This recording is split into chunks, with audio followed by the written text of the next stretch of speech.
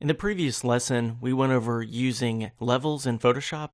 In this lesson, you'll learn about curves in Photoshop, which is a little bit more versatile than the levels adjustment, but it's also really easy to mess up an image using curve, but I'll show you how to accurately use it. So go ahead and open up an image. I have sunset.jpg and kelly.jpg, and we can, of course, do an adjustment layer, or we can go to Image, Adjustments, and then Curves, either way.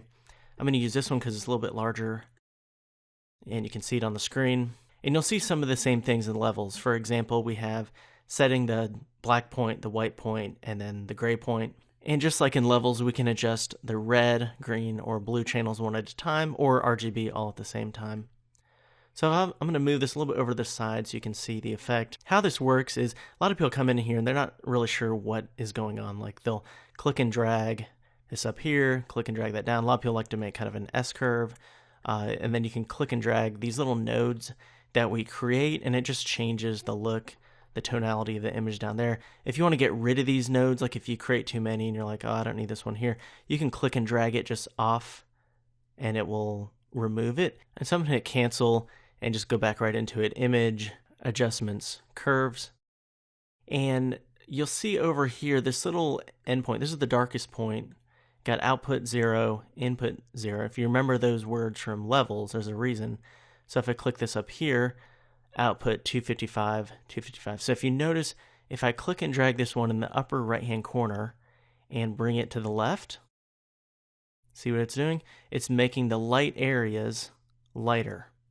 So that's just like as if we were in Image, Adjustments, Levels, and then right over here, making the light areas lighter. Same effect. So that's input levels. So if you go to Image, Adjustments, Curves, and let's bring this one down and set it to the left, that is affecting the output. And you can see the number right there. So you could take that number and enter it into levels and have the same effect. So if you take this point in the upper right hand corner and move it to the left along the top there, it's going to bring the input down. So it's making the lighter. And then if you bring it along the edge of the right hand side there, it makes the lighter darker. Same thing with the bottom left hand corner. If you bring it up, it makes the darker lighter because that's affecting the output. And then if you bring it to the right along the bottom there, it makes the darker darker. And you can also manually do this with input, these little sliders here as well. Now curves gives us a little bit more customizability though, because we can also click these nodes again in here and just really customize how dark and light the dark and lighter areas of the image are. So you can even out that tone a little bit. You can really mess it up a lot more easily than levels, as you can see there. We do want to be careful with the levels unless you're going for some special effect, like something way off like that, like a negative. You can go to the presets up here. There's a couple interesting presets like color negative. So it has the negative effect, cross process, darker, increased contrast lighter. Some of those you see in the levels as well. And then negative. So if I go back to Image, Adjustment, Levels, there are not some of those negative ones, okay? Because it's not possible to really do that in here. We can only do increased contrast, darker, lighter, midtones adjustments, and you can click and drag these back and forth, and you'll notice it's making it lighter and darker compared to the rest of the image where the shadows and lights and mid-tone values are. But if we go back to curves, there's a little bit more customizability.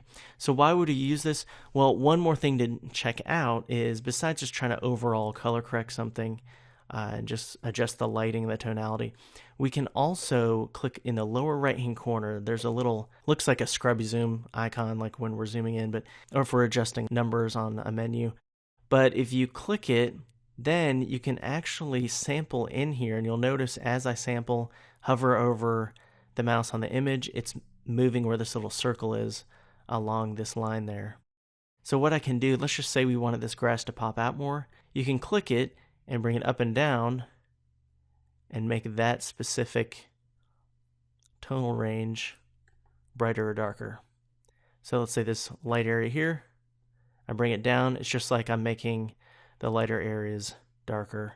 So let's try one more example here. If I open up sunset, this one's a bit underexposed, especially in the foreground, and it's a little bit overexposed with the lens flare in the background. So instead of doing a image adjustment, let's just do the same thing, but with an adjustment layer. So go to the bottom layers panel, click that, and then go to curves. Same menu, just a little bit different where things are.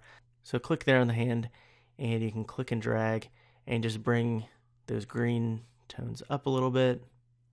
And then in the background here, if we bring that down just a little, not too much, then we've got more of an even color here in the image. Still not perfect, but you can kind of see the before and then the after. You can see this is very underexposed, the original image here with the histogram. You can see the kind of the mountain range here off the edge there. Then there's a little bit of overexposed areas. You can see not as much, but over on the right hand side. So instead of just dragging with the curve here, we could try that. But again, you can just click and drag in an image and just click and drag up and down, and it will affect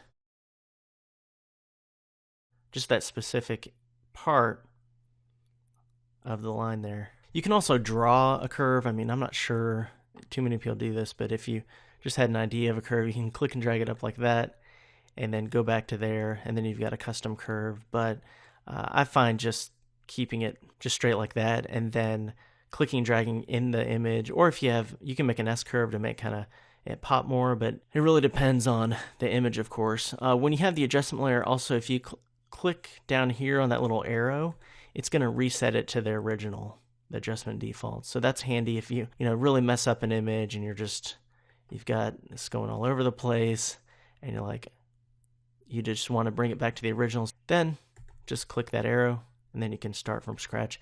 You can click this hand here and then just start editing it again to adjust that photo. So that's the curves adjustment. It can be pretty useful when you're adjusting lighting, tonality in an image, and also when you want certain colors to pop a little bit more.